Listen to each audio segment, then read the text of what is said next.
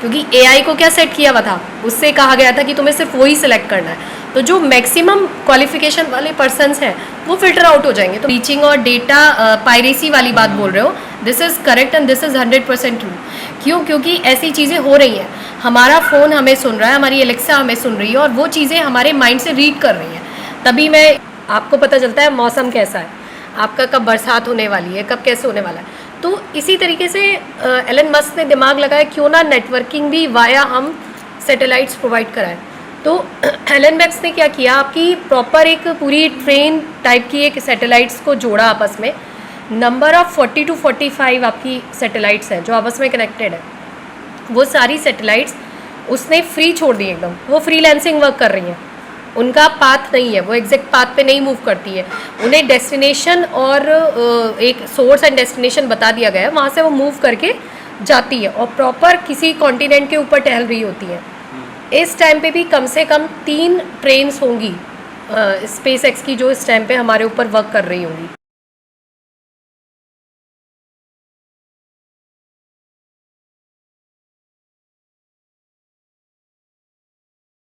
Hello guys, welcome to the new episode of behind the jobs. मैं आपका host और दोस्त दिव्यांशु आपके साथ बिहाइंड द जॉब को रिप्रेजेंट कर रहा हूँ, जहाँ पर टेक्निकली हम लोग सारी जॉब्स को लेकर आगे आने वाले हैं। तो जॉब्स के रिगार्डिंग आप लोगों की काफ़ी क्वेरीज आई थी हमारे पास कि भाई टेक्निकल में किस तरीके से जॉब ले सकते हैं और टेक्निकल में क्या क्या काम होने वाला है। जस्ट लाइक आईटी कंपनी के सेक्टर्स में काफ़ी काम है आज की इंडस्ट्री में, और जैसे जैसे इंडिया डेवलप हो रहा है आईटी भी आगे बढ़ रहा है। तो जानते हैं कि किस तरीके से आईटी सेक्टर्स में आप जॉब ले सकते हैं और कौन कौन सी जॉब्स होती है वहाँ पर, जिनका टेक्निकल बैकग्राउंड में भी, जिन्होंने जॉब भी करी है और एजुकेशनल बैकग्राउंड में भी, जो इस टाइम टीचर भी हैं, काफ़ी अच्छा रिकॉर्ड है। और मैम मेरी इंस्पिरेशन भी है क्योंकि जिस कॉलेज में मैं स्टडी करता हूँ मैम उसमें टीचिंग भी करती हैं। सो मैम से पूछते हैं कि कैसे उन्होंने ये सारी चीज़ें कवर अप करके आईटी सेक्टर्स को भी हमें डिफ़ाइन करेंगी वो, और एजुकेशन के बारे में भी काफ़ी चीज़ें बताएंगी कि टेक्निकल जॉब्स बेसिकली होती क्या हैं। So ma'am, how are you? Thank you behind the job team. मैं Jyoti Sharma, as a ex corporate employee और as a currently working as a teacher lecturer in an reputed college, मैं आप सभी के सामने अपने एक्सपीरियंसेस, अपनी जर्नी शेयर करना चाहती हूँ। मेरे स्टूडेंट्स ने बोला कि मैम प्लीज़ आप अपने एक्सपीरियंस और अपनी जर्नीज़ को शेयर कीजिए ताकि हम लोग उससे थोड़ा सा एक रिफ्लेक्ट हो सके, उससे थोड़ा सा कनेक्ट हो सके। तो आप सभी के सामने मैं अपनी जर्नी को रखने जा रही हूँ। इससे पहले अपने दिल से लिखे हुए कुछ ख्यालात और कुछ जज्बात आप लोगों के सामने रखना चाहूँगी। मैं कभी कभार थोड़ा सा शेर व शायरी और कविताएं भी लिख लेती हूँ। चाहिए एक दिन अपना सा जहाँ पूरा हो मेरा एक अधूरा सपना सा, वो रात मेरी हो, वो खूबसूरत सी बरसात मेरी हो, लेने लगा है करवट एक नया अरमा सा। चाहिए एक दिन अपना सा जहाँ पूरा हो मेरा एक अधूरा सपना सा, मेरे दिल से मेरे दिल की बस बात मेरी हो, हर जगह बस बेवजह बस बात मेरी हो, लेने लगा है करवट एक नया अरमा सा। चाहिए एक दिन अपना सा जहाँ पूरा हो मेरा एक अधूरा सपना सा। Thank you so much guys. Graduation करके निकलते हैं, जस्ट लाइक मेरा बीसीए चल रहा है, अभी रिसेंटली एग्ज़ाम भी मेरे कंप्लीट हुए हैं, अभी रिज़ल्ट आना बाकी है, you know very well ma'am. और तो हम लोग के जैसे मैं खुद भी हूँ और मेरे जो फ्रेंड सर्किल है, सबको हमको जो इतना पता है कि मोटा मोटा कि जॉब्स लिमिटेड है हमारी नज़रों में, कि बीसीए करके आप एक लिमिटेड जगह पे जा सकते हो, जस्ट लाइक विप्रो, इन्फोसिस जो फ्रेशर्स की हायरिंग करती है। तो थोड़ा ये हम लोग के माइंडसेट में रहता है कि कहीं गैप है हमारे बीच में, कि बाहर के बंदे जो एजुकेशन लेवल में हैं, जो डीओ वगैरह से पढ़ के जाते हैं, और हमारे कॉलेजेस में मैं मानता हूँ थोड़ा सा ये स्टेट या फिर आपका सिटी का फ़र्क पड़ जाता है। तो ये गैप मैम कैसे हम लोग कम कर सकते हैं कि हम लोग का माइंडसेट वहाँ तक पहुँचे कि हम लोग भी बाहर जाके जॉब अच्छी ले पाएंगे?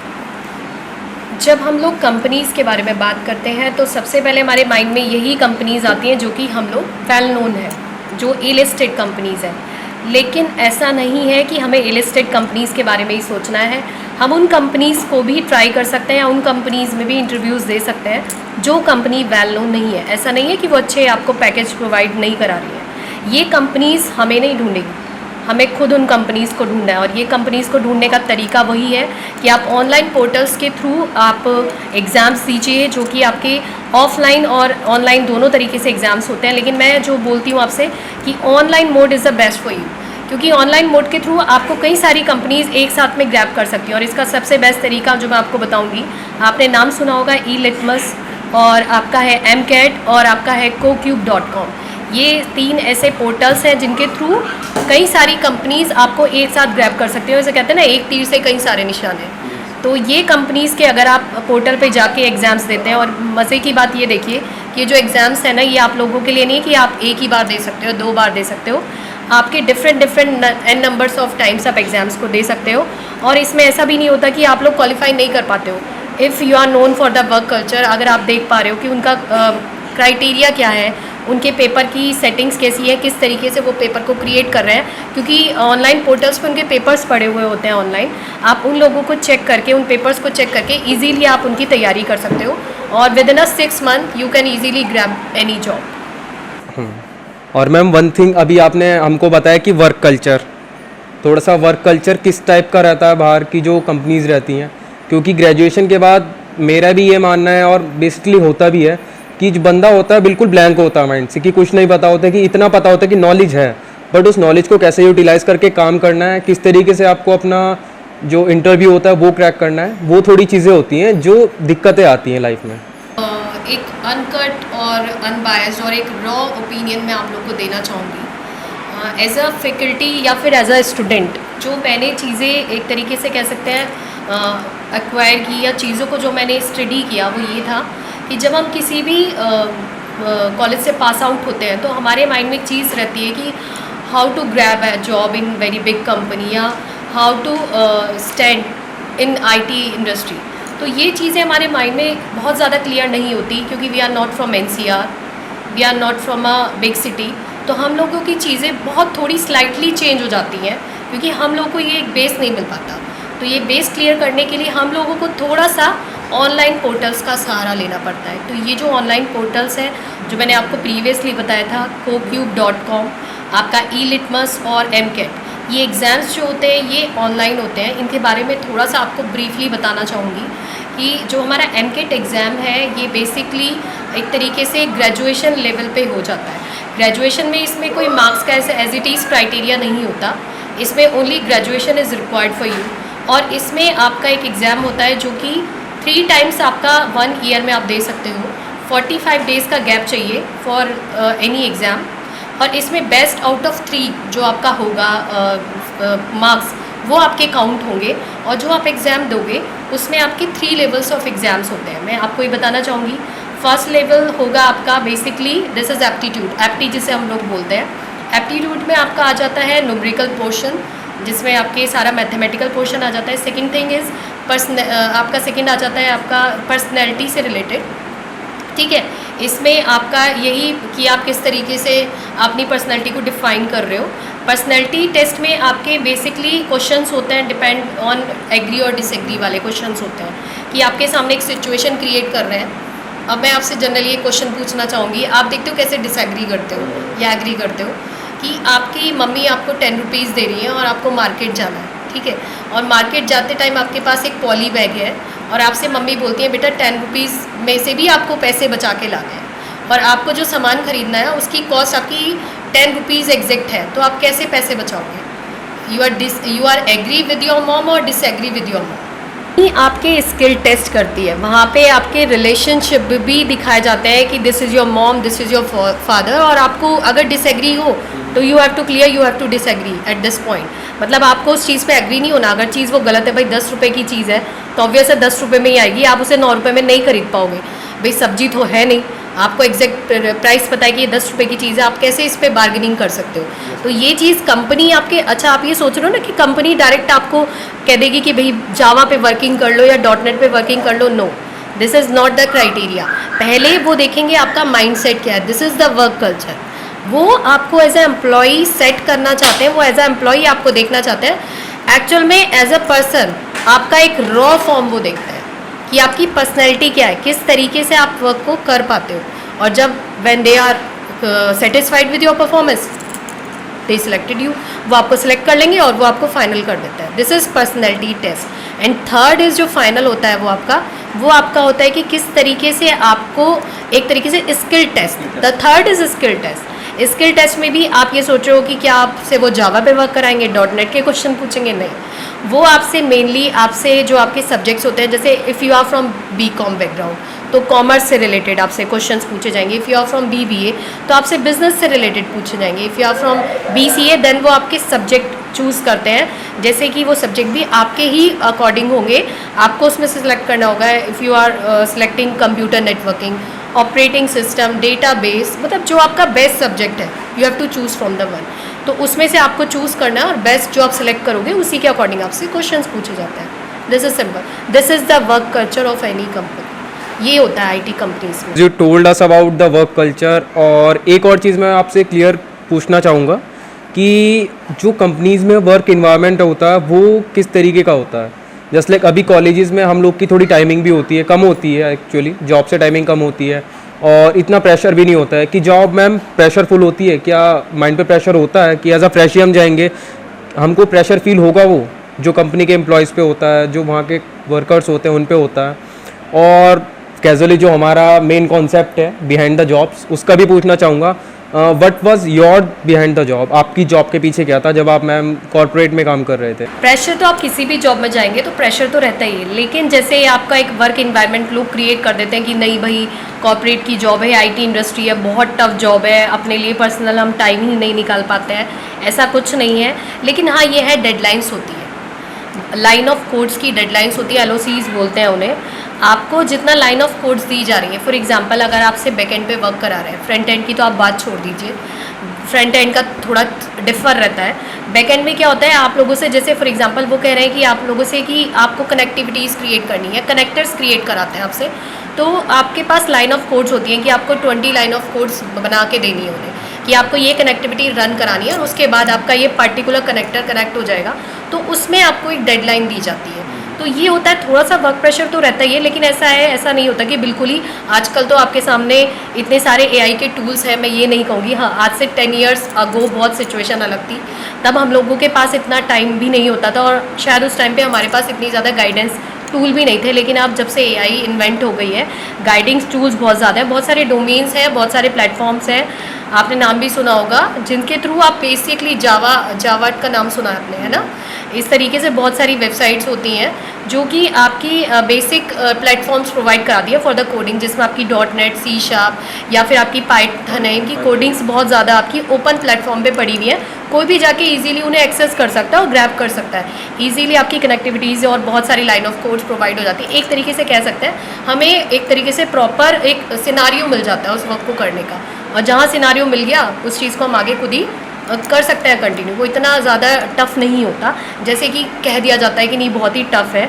तो वर्किंग कैपेबिलिटी हमारे अंदर होनी चाहिए। मैं आपसे एक चीज़ मेनली बताना चाहूँगी, चाहे आप किसी भी कंपनी में हो या फिर आप किसी नॉन कंपनी इन्वायरमेंट में हो, आप किसी भी ऑर्गेनाइजेशन में वर्क कर रहे हो, तो आपके काम करने के तरीके बहुत अलग अलग हो सकते हैं, लेकिन एट लास्ट हमें आउटपुट चाहिए। द मेन थिंग इज़ कि हमें आउटपुट चाहिए और वो विदन एक पीरियड के अंदर हमें चाहिए होता है। अगर आउट ऑफ पीरियड आप उस आउटपुट को प्रोवाइड करा रहे हो, there is no value of output. आपको उसी डेडलाइन के अंदर वो आउटपुट प्रोवाइड कराना है, this is the main thing. देखिए, इसे कह सकते हैं कि बिहाइंड द जॉब क्या होता है। जब हम किसी कॉर्पोरेट में जॉब करते हैं तो हमारे पास क्या होता है कि एक पूरी अच्छा से कभी भी हम इंडिविजुअल वर्क नहीं करता है। ये हम लोग के माइंड में चीज़ सेट होती है कि हम इंडिविजुअली वर्क कर रहे हैं। No, there is a team, proper team होती है। अच्छा, टीम के अंदर भी आपका एक प्रॉपर एक टीम के जो मेन होते हैं, हेड होते हैं, जो आपको वर्क प्रोवाइड करते हैं कि आपको ये पर्टिकुलर डोमेन पे वर्क करना है या आपको इस पर्टिकुलर कोड पे वर्क करना है। उस चीज़ की बाकायदा गाइडेंस भी आपको दी जाती है। ऐसा नहीं होता कि आपको जाके एकदम से कह देंगे कि आप बेटा बैक एंड पे वर्क कर लो या फ्रंट एंड पे वर्क कर लो। एज अ फ्रेशर आपको चीज़ें पहले सिखाई जाती हैं।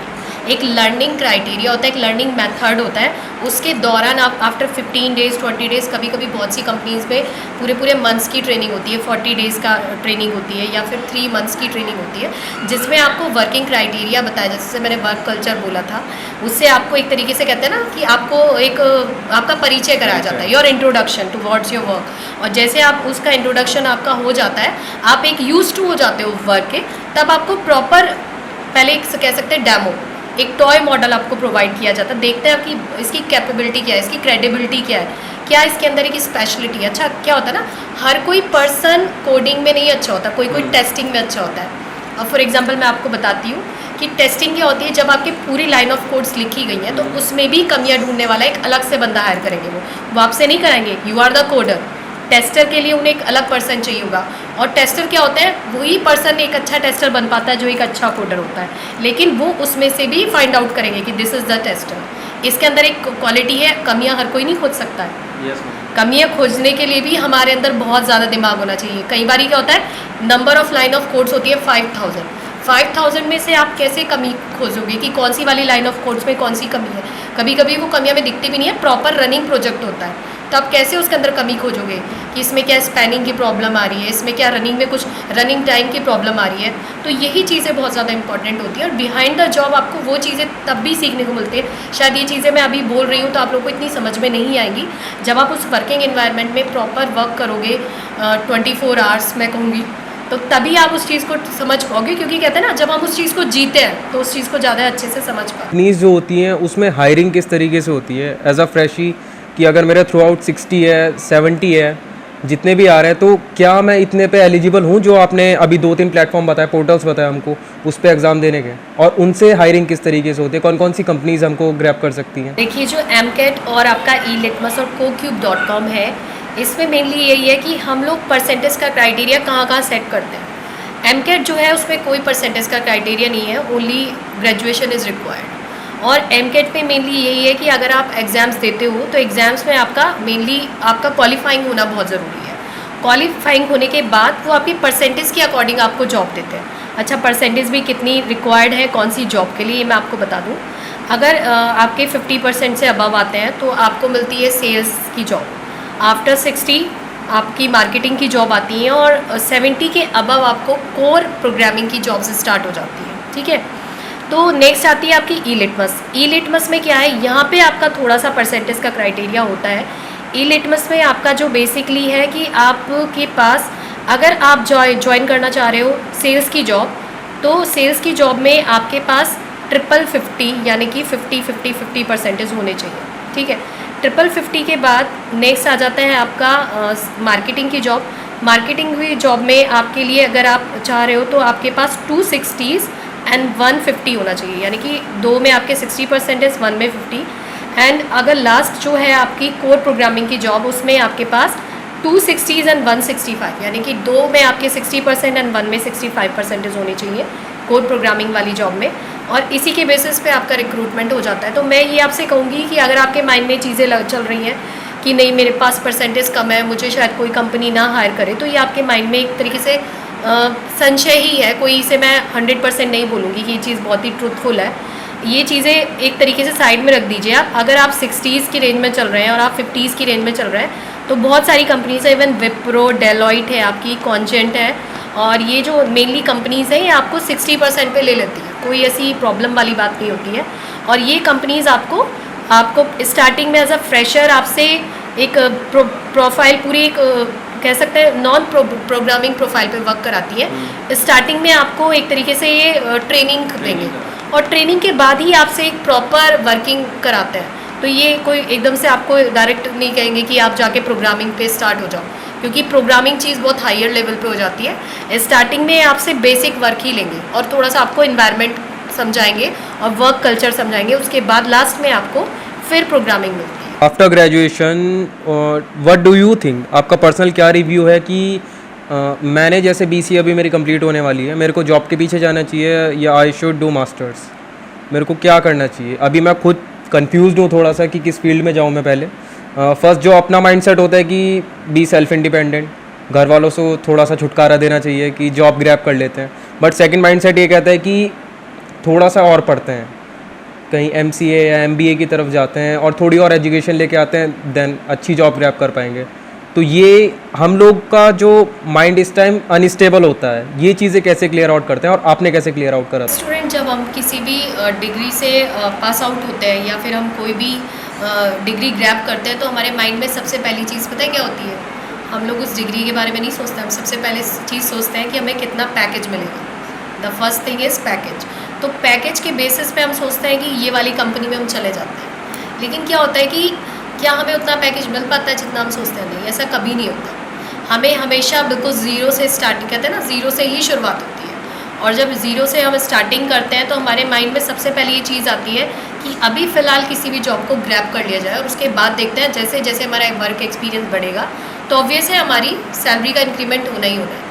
और एज अ फ्रेशर जब भी हम किसी भी कंपनी में एंटर होते हैं तो वहाँ पे स्टेबल होना बहुत ज़रूरी है। अभी आप कह रहे हो कि मैम मैं पहले मास्टर्स के बारे में सोच रहा हूँ, तो मैं ये चीज़ बोलती हूँ कि कभी भी एजुकेशन को सेकेंडरी नहीं समझना चाहिए। एजुकेशन इज़ मोस्ट इम्पॉर्टेंट, लेकिन जॉब भी इम्पॉर्टेंट है। अगर आपके पास ऐसा कोई क्राइटेरिया चल रहा है कि जॉब के साथ साथ आप एजुकेशन ले सकते हो, तो ये बहुत ही ज़्यादा अच्छी चीज़ है।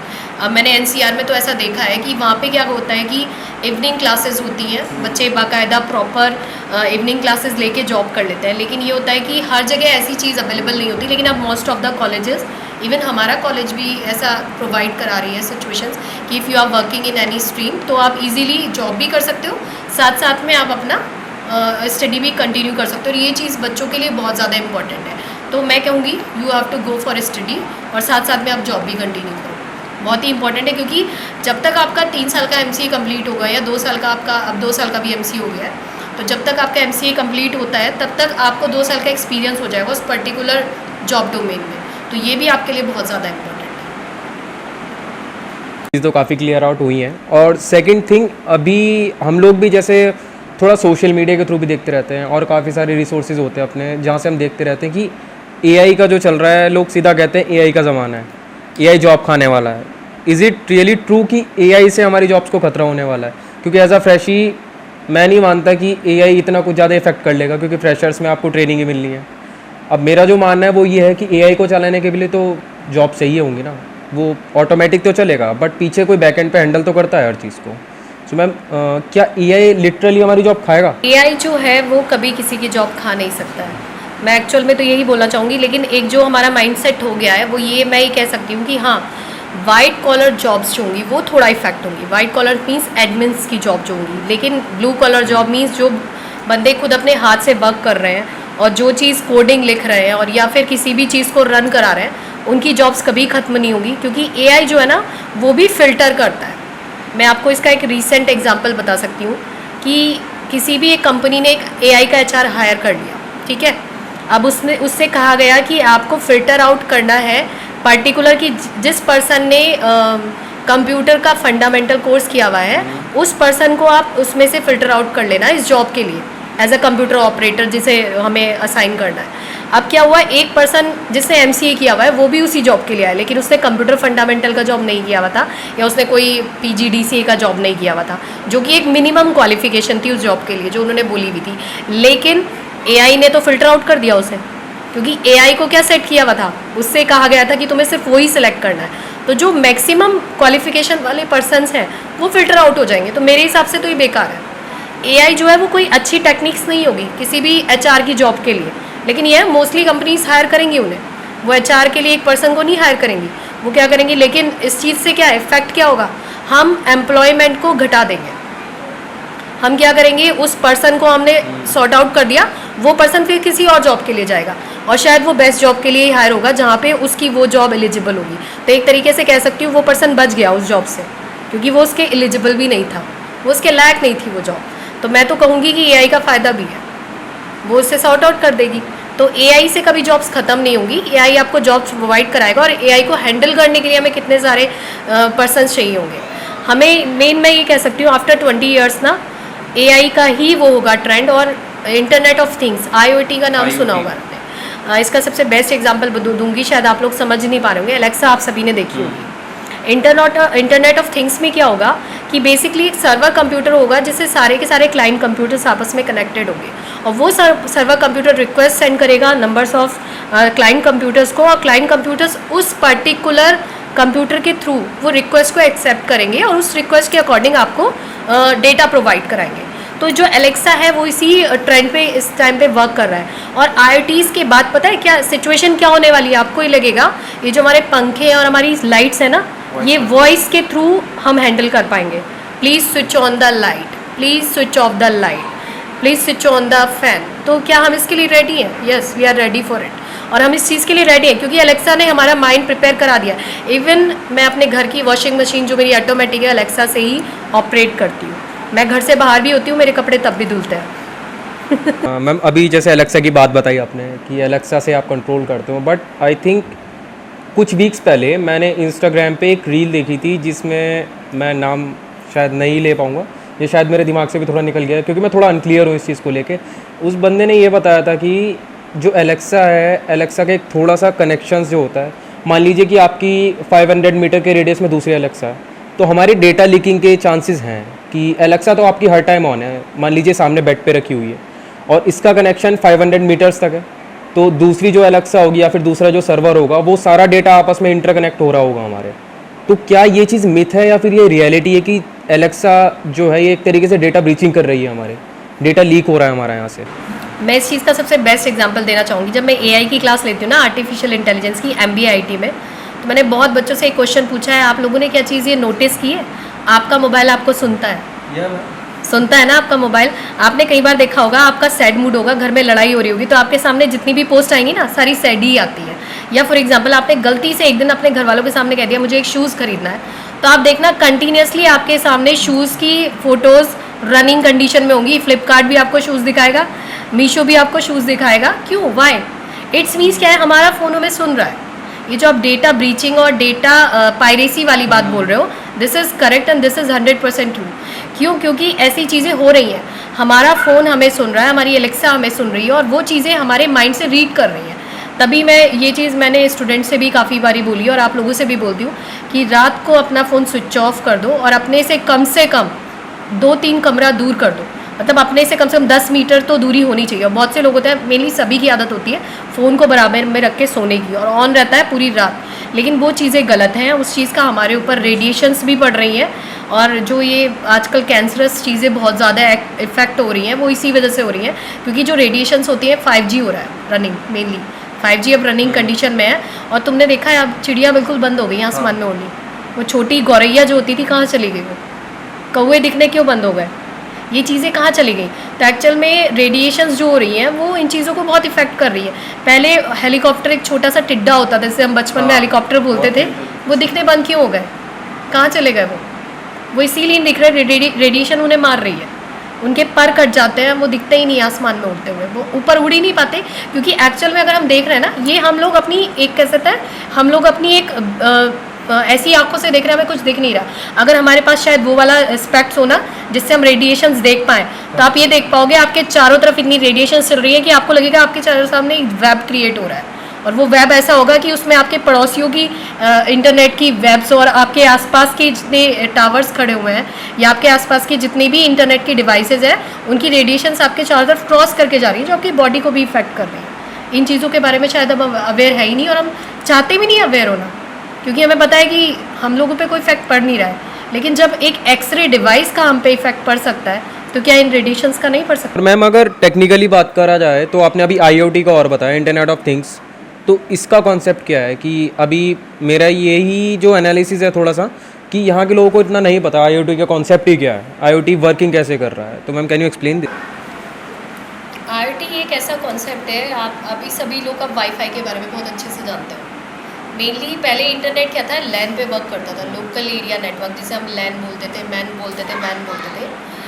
तो इंटरनेट में क्या होता था, चीज़ें सिर्फ एक वायर्ड बेस थी, मतलब वायरलेस कनेक्शन नहीं होता था, वायर्ड कनेक्शन होता था। लेकिन जो वायर्ड कनेक्शन था बहुत ही रिस्ट्रिक्टेड होता था। ये डिपेंड करता था हमारी कनेक्टिविटी पे कि हमारा वायर कितना है, लेंथ कितनी है, उसकी कंपैटिबिलिटी कितनी है, प्लस उसकी बैंडविड्थ कितनी है, उसकी रेंज कितनी है, सिग्नल्स कितने जा रहे हैं। लेकिन क्या हुआ, धीरे धीरे ना ये एक तरीके से बहुत ही रिस्ट्रिक्टेड हो गया। तो अब क्या हुआ, वाईफाई आने के बाद ना लैंड्स के कनेक्शन बिल्कुल ना की बराबर होने लगे। तो वाईफाई के बाद जो चीज़ें थी बहुत ही ओवरकम हो गई, उन्होंने इंटरनेट की चीज़ों को बहुत स्पेंड कर दिया, इसकी बैंडविड्थ भी बढ़ गई, सिग्नल्स बढ़ गए, रेंज बढ़ गई। अब क्या था, इंटरनेट से थिंग्स कनेक्ट करने लगे। जितनी भी सारी डिवाइसेस थी, देखो अभी तो क्या था कि डिवाइसेस जो थी वो गिनी चुनी थी कि कंप्यूटर कनेक्ट कर पा रहे हैं, प्रिंटर कनेक्ट कर पा रहे हैं, मोबाइल कनेक्ट कर पा रहे हैं, अभी वॉचेस कनेक्ट हो रही हैं आपकी। इवन मैं आगे चल के बता रही हूँ, कुछ दिनों बाद ना आपके मिरर्स भी कनेक्ट होंगे इंटरनेट से, समझ रहे हो? मिरर भी एक डिवाइस की तरफ वर्क करेगा और मिरर भी कनेक्ट होगा। मिरर से भी आप चीज़ों को रिफ्लेक्ट कर पाओगे, कौन सी चीज़ को आप देखना चाह रहे हो। और क्या कहते हैं, आपकी जितनी भी लाइट्स होंगी, आपके फैंस होंगे, मतलब सारी जितनी भी इलेक्ट्रॉनिक्स थिंग्स हैं आपकी। अभी तो आप स्पीकर को कनेक्ट कर पा रहे हो, फिर आगे चल के आप कूलर्स को कनेक्ट करोगे, AC भी कनेक्ट होंगे, AC भी कनेक्ट होंगे कुछ टाइम में। अभी कुछ AC कनेक्टेड है, सारे नहीं है। हाँ, लॉयड के AC है, कुछ कनेक्टेड है, लेकिन सारे अभी कनेक्टेड नहीं है, जिसमें ब्लूटूथ का कनेक्शन दिया जाता है या फिर वाईफाई का कनेक्शन दिया जाता है। अच्छा, इंटरनेट ऑफ थिंग्स में क्या है, जितनी सारी भी क्लाउड कंप्यूटिंग का आपने नाम सुना? यस मैम, क्लाउड इसका कॉन्सेप्ट थोड़ा सा बताती हूँ। क्लाउड कंप्यूटिंग में क्या होता है, हमारे पास जो डेटा होता है वो वास्ट अमाउंट में होता है, मतलब बहुत ही ज़्यादा डेटा होता है। उस डेटा को हमें डिस्ट्रीब्यूट करना होता है among the various of devices. ये जो डिवाइसेस होती हैं ये वही मैंने जो क्लाइंट सर्वर टेक्नोलॉजी आपको बताई थी उसी पे वर्क करती है कि रिक्वेस्ट सेंडिंग और रिक्वेस्ट एक्सेप्ट और उसके बाद एक्नॉलेजमेंट सेंड किया जाता है according to the input output provide किया जाता है। तो ये जो इंटरनेट ऑफ थिंग्स है ये सब वही है कि एक ही डिवाइस को मल्टीपल डिवाइस से कैसे कनेक्ट कर सकते हैं by using the single internet connection single रहेगा और डिवाइस मल्टीपल रहेगी। तो ये जो डिवाइसेस होती हैं इनसे अच्छा एक ही सर्वर जो है नंबर ऑफ डिवाइस को कैसे आपस में कंट्रीब्यूट करा रहा है, कैसे आपस में एक कंपेनियनशिप क्रिएट कर पा रहा है या कैसे आपस में एक सिंक्रोनाइजेशन क्रिएट हो रहा है, ये मेन थिंग है। तो ये जो सिंक्रोनाइजेशन होता है ये इसमें मस्ट होता है कि आप कैसे नंबर ऑफ डिवाइसेस को एक ही इंटरनेट कनेक्शन से कनेक्ट कर पा रहे हो। और wifi is a best example जो आपके सामने है, आप अपने घर में यूज़ कर रहे हो, आप उससे अपना मोबाइल कनेक्ट कर पा रहे हो, अपना टीवी कनेक्ट कर पा रहे हो। और मैं तो ये कहूँगी आफ्टर 20 ईयर्स ना ये सब चीज़ रूल करेंगी हमको, रूल करेंगी। Basically AI ML artificial intelligence with machine learning is the main thing. Second is robotics and third is internet of things IoT। इसी का ही 20 ईयर्स के बाद ना आपको कुछ नहीं दिखने वाला, यही तीनों दिखाई देंगे। तो जो भी स्टूडेंट अगर कंप्यूटर लाइन से हैं, उनका बैकग्राउंड कंप्यूटर है, चाहे वो BTech हो, BC हो और या फिर आपका BSc IT BSc CS हो या MTech हो, तो मैं तो यही बोलूँगी कि आप ये ना सोचो कि आपके पास जॉब की कोई भी पॉसिबिलिटी नहीं है। जॉब इतनी ज़्यादा होंगी ना कि ये लोग सोचेंगे हमें इतने ज़्यादा एम्प्लॉयर कहाँ से लाएं, क्योंकि जॉब्स मल्टीपल होंगी। बस हमारे पास स्किल्स होने चाहिए, skills is must. Thing ma'am, अभी जैसे रिसेंटली हमारी टीम ने और हमने खुद भी सर्वे करा था जाके, यहाँ के लोकल स्कूल्स है ना मैम, वहाँ पे थोड़ी सी प्रॉब्लम हम लोग को ये लगी कि लोगों को जो स्टूडेंट्स हैं उनको जॉब्स के बारे में नहीं पता है। अभी जो मोस्टली हमारे सर्वे में प्रॉब्लम निकल, तो ये चीज़ें यहाँ के लोगों का जो माइंडसेट है वो थोड़ा इतना लिमिटेड मानूंगा मैं कि पेरेंट्स ही थोड़े सा नहीं कर पा रहे हैं कि बच्चे को आगे बढ़ाने का। तो इस चीज़ का कोई सॉल्यूशन हो सकता है कि आप लोकेलिटी में अपने कैसे स्टूडेंट्स या फिर जो बच्चे आपके स्कूल कॉलेजेस में हैं उनका इंटरेक्शन बढ़ाएं कि नई नई चीज़ें एक्सप्लोर खुद ही खुद करना सीख जाए। जब भी हम किसी भी चीज़ को स्टार्टिंग से समझते हैं तो गाइडेंस बहुत ज़्यादा इंपॉर्टेंट होती है। कहते हैं ना बिना गुरु के ज्ञान नहीं मिलता, और जहाँ गुरु नहीं वहाँ ज्ञान कैसे मिलेगा। तो एक कहते हैं ना कि एक मोटिवेटर चाहिए होता है हमें, या फिर एक गाइडेंस चाहिए होता है, हमें रिफ्लेक्ट करने वाला चाहिए जिससे बताए कि वो पाथ क्या है। और यहाँ पे हम लोग को उस चीज़ की बहुत लैक कर जाते हैं, क्योंकि हम एक ऐसी सिटी से आते हैं या हम ऐसे बैकग्राउंड से आते हैं जहाँ पे हमें कोई गाइडेंस करने वाला नहीं मिलता। स्कूल्स में क्या होना चाहिए मेरे हिसाब से, एक प्रॉपर कोई वर्कशॉप कंडक्ट होनी चाहिए, और ये स्टार्टिंग हो जानी चाहिए आफ्टर 10th के बाद प्रॉपर एक वर्कशॉप कंडक्ट होनी चाहिए जिसमें बच्चों को कैरियर के रिगार्डिंग ओरिएंटेशन प्रोग्राम्स होने चाहिए। मेरे हिसाब से जैसे आप लोग ऐसे BCA पास आउट स्टूडेंट हो या फिर BTech पास आउट स्टूडेंट हैं, वो पार्ट टाइम ये कर सकते हैं इजीली। आप किसी भी कॉलेज में जाके बच्चों को ओरिएंटेशन प्रोग्राम्स कराइए, कंप्यूटर की बेसिक नॉलेज प्रोवाइड कराइए, जिससे क्या होता है स्टूडेंट्स को बहुत सारी चीज़ों के लिए नॉलेज प्रोवाइड हो जाती है। क्योंकि जहाँ हम एक ऑनलाइन प्लेटफॉर्म पे वर्क करने लगता है तो हमें बहुत सारी जॉब्स के बारे में नॉलेज हो जाने लगती है कि कुछ ऐसी जॉब्स होती हैं जो आउट ऑफ द बॉक्स होती है, जो हमें पता भी नहीं होती है। ऑनलाइन इतनी सारी जॉब्स हैं आजकल, हम ज़रूरी नहीं है कि आप हर जगह ऑफलाइन हो जाओ, आप online as a freelancer work कर सकते हो। फ्रीलांसिंग वर्क के लिए आप सिर्फ घर पे बैठ के आपको 2 से 3 घंटा अपना देना अपने ऊपर, और आप किसी भी वर्क को ऑनलाइन दे सकते हो और आप बहुत अच्छा अर्निंग कर सकते हो।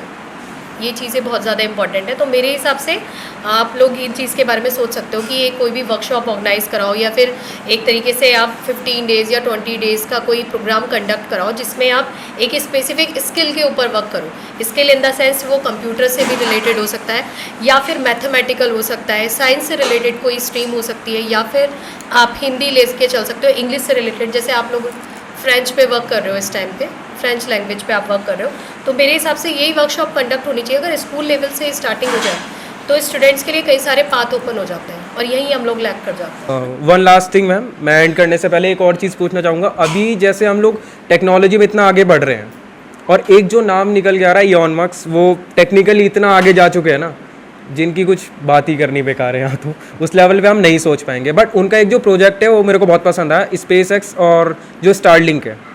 तो तो मैं यही पूछना चाहूँगा मैम, स्टारलिंक कैसे वर्क कर रहा है और क्या काम है स्टारलिंक का उस स्पेसएक्स प्रोजेक्ट? हम कंप्यूटर की बात करें और नेटवर्किंग की ना बात करें, ऐसा तो हो ही नहीं सकता। और स्टारलिंक जो है वो प्रॉपर नेटवर्किंग पे ही रिलेट करता है हमारा। अभी तक हम बात कर रहे थे वाईफाई कनेक्शंस की, है ना। जो वाईफाई कनेक्शंस थे इसके लिए हम लोगों को क्या कर रहे थे, अभी तक हम लोग टावर इंस्टॉल कर रहे थे। तो यहाँ क्या था, आपकी जो टावर था, मैं आपको एक थोड़ा सा कॉन्सेप्ट क्लियर कर देना चाहूँगी। एक्चुअल में टावर वर्क कैसे करते हैं, जैसे हम लोग क्या करते हैं, एक टावर हम इंस्टॉल करेंगे तो उसकी रेंज होती है कि 10 मीटर्स तक उसका आपके सिग्नल्स की रेंज जाएगी, ठीक है। वो एक रेडियस होता है, 360 एंगल पे वर्क करता है। अब ये क्या करते हैं, जहाँ पे वो, जैसे आप किसी बॉल को फेंकते हो, एक नेचुरल फिनोमिन है, speed equals to distance upon time. ये जो आपका था, ये था कि जैसे जैसे समय बढ़ता है आपका स्पीड कम होती जाती है। तो जैसे जैसे हमारी दूरी बढ़ रही है स्पीड कम हो रही है। तो जैसे हमारी सिग्नल का भी सेम रहता है, जैसे ही सिग्नल हमारा बढ़ता चला गया, टाइम बढ़ता चला गया, उसकी स्पीड वहाँ जाके सबसे लोएस्ट होगी। अच्छा, जहाँ पे टावर इंस्टॉल है वहाँ पे सबसे हाई स्पीड जाएगी रेंज की।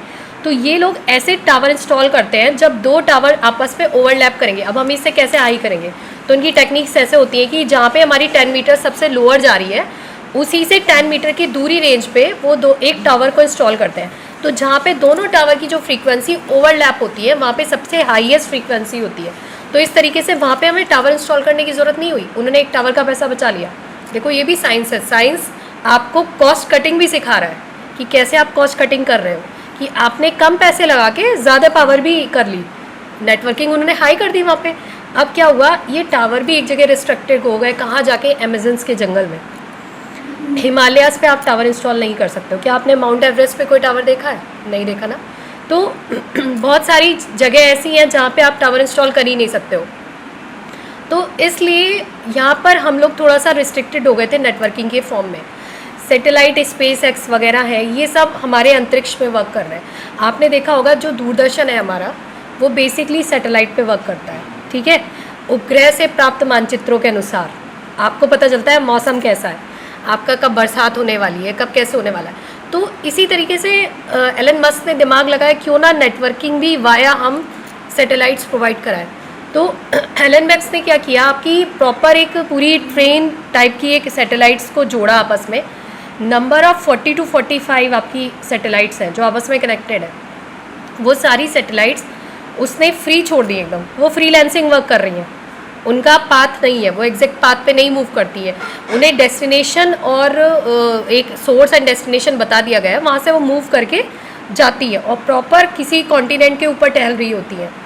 इस टाइम पे भी कम से कम 3 ट्रेन्स होंगी स्पेसएक्स की जो इस टाइम पे हमारे ऊपर वर्क कर रही होंगी। बोला आपने कि एक ट्रेन, वो आई थिंक शो भी हुई थी अप्रॉक्सीमेट 6 से 7 महीने पहले। तो मेरे पास फ्रेंड्स वगैरह भी कॉल आई थी कि भाई देखना वो आसमान में क्या चल रहा है। मैंने क्या चल रहा है, तो लोगों की कॉल आ रही हैं, लोगों के इंस्टाग्राम पे स्टोरीज लग रहे हैं, सारी चीज़ें, स्टोरीज और व्हाट्सएप स्टेटस मैंने चेक करे, सब ये कह रहे थे स्पेसशिप है। तो बट वो क्लियर हो जाना चाहिए, वो स्टारलिंक की जो सैटेलाइट वगैरह था उनका थोड़ा सा, ये ट्रेन जो होती है वो चीज़ थी, दैट वन होता स्पेसशिप। और यहाँ तो लोगों को स्पेसशिप ही लगी थी मोर। नहीं, वो स्पेसशिप वगैरह कुछ नहीं होता, ये इसे कहते हैं रूमर्स फैल जाती है बहुत ज़्यादा। इसमें क्या था, एक्चुअल में वो सैटेलाइट्स होती हैं जो कि एक ग्रुप में रहती हैं। उन्होंने उन्हें सिंक्रोनस किया लीनियर फैशन में। ये लीनियर फैशन ऑफ नेटवर्किंग है, आपने पढ़ा हुआ होगा, टोपोलॉजीज पढ़ी है आपने। टोपोलॉजीज में होता था रिंग टोपोलॉजी, मैश टोपोलॉजी। तो ये लीनियर फैशन वाली टोपोलॉजी है हमारी नेटवर्किंग की, जो मेनली इसे अब हम एक तरीके से कहते हैं ना एक्सपेरिमेंटल फॉर्म में देख रहे हैं। अभी जो हमारी स्टारलिंक है वो USA कंट्रीज़ में और एशिया के कुछ कॉन्टिनेंट्स में तो प्रॉपर वर्किंग में है, क्योंकि देखो इसके राइट्स खरीदने होते हैं। जैसे आपकी कोई सिम वाली कंपनी तो होती है ना, जितनी भी आपकी टेलीकम्युनिकेशन कंपनी होती है, इसके राइट्स हम हमारी गवर्नमेंट ऑफ इंडिया अगर परचेस करती है तो उसी के बाद ही हम उसे एक तरीके से यूज़ कर सकते हैं, एक्सेस कर सकते हैं। वो एक ओपन प्लेटफॉर्म हो जाता है। लेकिन अगर हमारे पास राइट नहीं है तो वी कांट एक्सेस। तो इट्स मीन्स क्या है कि अगर गवर्नमेंट ऑफ इंडिया SpaceX के वो खरीदती है, मतलब उसके अधिकार उसके प्रॉपर वो करती है एक्सेस करने के लिए, तभी हम लोग उसे यूज़ कर पाएंगे। और वो अभी आउट ऑफ रीच समझ लो इंडिया के लिए, और कह सकते हैं कि इंडिया में अभी वो वेटिंग प्रोसेस में है। और आफ्टर सम टाइम मैं कह सकती हूँ शायद 35 तक, 2035 या 40 तक हमारे लिए एक नेचुरल सी बात होगी, कॉमन होगा, हम लोगों के घर में सबके यहाँ स्पेस सैटेलाइट का ही कनेक्शन होगा और स्टारलिंक्स के थ्रू ही हम लोग नेटवर्किंग यूज़ करेंगे। और सबसे मेन चीज़ पता क्या है इसमें, आप इसे ट्रैक भी कर सकते हो। आप अपनी उस पे जाइए, गूगल पे जाइए और आप स्टारलिंक का डालिए, उसमें ट्रैकर के बाकायदा पूरी प्रॉपर एक वेबसाइट ओपन होती है, स्टारलिंक वेबसाइट ट्रैकर। उस पर आप डालोगे बिजनौर, तो वो आपको उसकी पूरी लोकेशन प्रोवाइड करेगी। अच्छा, उसमें उसके डायरेक्शन प्रोवाइड होते हैं, साउथ या नॉर्थ, ईस्ट, वेस्ट, किस तरीके से आप उसे फाइंड आउट कर सकते हो। उसमें उसका मैग्नीट्यूड, लैटीट्यूड सब दिया जाता है। अच्छा, उसमें विजिबिलिटी ऑफ टाइम भी दिया जाता है कि 9 बजे के लगभग वो विजिबिलिटी बहुत ज़्यादा होगी, आप उसे आसमान में क्लियरिटी देख पा रहे हो। आप चाहे उसकी वीडियो बनाओ, कुछ भी बनाओ। अभी हम लोगों के लिए एक बहुत ही ज़्यादा कह सकते हैं कौतूहल का विषय है, हाँ, एक्साइटमेंट है हम लोग के लिए, लेकिन this is a natural phenomenon. और हमारे जो एलन मस्क हैं, उन्होंने हम लोगों के लिए एक्साइटमेंट के साथ साथ एक ही बहुत अच्छी टेक्नोलॉजी प्रोवाइड करा रहा है, और आफ्टर सम टाइम हम लोग उसे यूज़ करेंगे। और मैं तो कहूँगी आप लोग वेलकम कीजिए इस चीज़ का बहुत अच्छे से, कि हम लोग के इतनी स्पीड हो जाएगी आपकी नेटवर्किंग की। अच्छा, नेटवर्किंग जो है वो ऐसी हो जाएगी, जितना आप यूज़ करोगे उसके अकॉर्डिंग आप पेमेंट करोगे, तब आपका पोस्ट पेमेंट होगा। जैसे आप अभी आपको गैस का कनेक्शन हो रहा है, आपका घरों घरों में लाइंस पहुंच गई हैं, और आपको उसके अकॉर्डिंग, कनेक्शन के अकॉर्डिंग ही आपको पेमेंट देना है। आप नहीं यूज़ कर रहे हो तो आपको नहीं देना पेमेंट। उसी तरीके से आपका नेट का भी होगा। Sir, very thank you ma'am इतनी इन्फॉर्मेशन देने के लिए, और इतने सारे हम लोग को रूट भी बताने के लिए कि टेक्निकल में कहाँ से कहाँ तक की जॉब है आपकी और किस तरीके से आप अप्लाई भी कर सकते हैं। सो बेसिक जो जो जॉब्स मैम ने इंडिकेट करी हैं उनके लिंक्स हम नीचे दे देंगे आपको, और जो स्टारलिंक्स का प्रोजेक्ट पूरा है इसकी भी स्टडी जो आप कर सकते हो, इसके बारे में पढ़ना चाहते हो, उसका लिंक भी हम नीचे दे देंगे, और बाकी मैम बताएंगे आपको कि आप कहाँ से स्टडी कर सकते हो उस चीज़। चलिए, हम अंतिम पड़ाव पे आ गए हैं, और बहुत ही अच्छी जर्नी रही है तुम लोगों के साथ, और ये एक बहुत ही क्वालिटी टाइम स्पेंड किया हमने साथ, और बहुत सारी चीज़ें मुझे भी सीखने को मिली तुम लोगों से। ऐसा नहीं है, आदमी कभी सीखना नहीं भूलता, और ना हमें हर किसी से सीखना चाहिए। बहुत सी ऐसी चीज़ें हैं जो मैं तुमसे सीख रही हूँ, शायद तुम्हारी एज में मेरे अंदर इतना कॉन्फिडेंस नहीं था, अब तो अराइज़ हो गया इतना कॉन्फिडेंस। और मैं यही कहना चाहूँगी, स्टारलिंक के बारे में अगर आपको कोई भी इन्फॉर्मेशन चाहिए तो starlink.com करके एक पूरा आपकी लिंक है, वो आपको दे दिया जाएगा इस डिस्क्रिप्शन में, आप उसे देख सकते हैं। और मैं यही कहना चाहूँगी, मेरे स्टूडेंट्स ने इतनी मेहनत से अपना पॉडकास्ट बनाया पूरा, और ये बहुत ही अच्छे से इस चीज़ को डिलीवर भी कर रहे हैं, बहुत ही इन्फॉर्मेटिव चीज़ें आपको बता रहे हैं। आप इसे लाइक कीजिए, शेयर कीजिए, सब्सक्राइब कीजिए, और बेल आइकन पे बटन दबाना ना भूलिए। और इस जितने भी व्यूज़ आप दे सकते हैं, और प्लीज़ कमेंट ज़रूर कीजिए आपको ये कैसा लगा, मेरे स्टूडेंट्स की आपको ये सारी प्रिपरेशन कैसी लगी, कैसे उन्होंने आपको बहुत सारी इन्फॉर्मेशन दी। आपके जो भी क्वेश्चंस आपको माइंड में अराइज़ हो रहे हैं देखते हुए, आप प्लीज़ इसे क्वेश्चंस को पूछिए और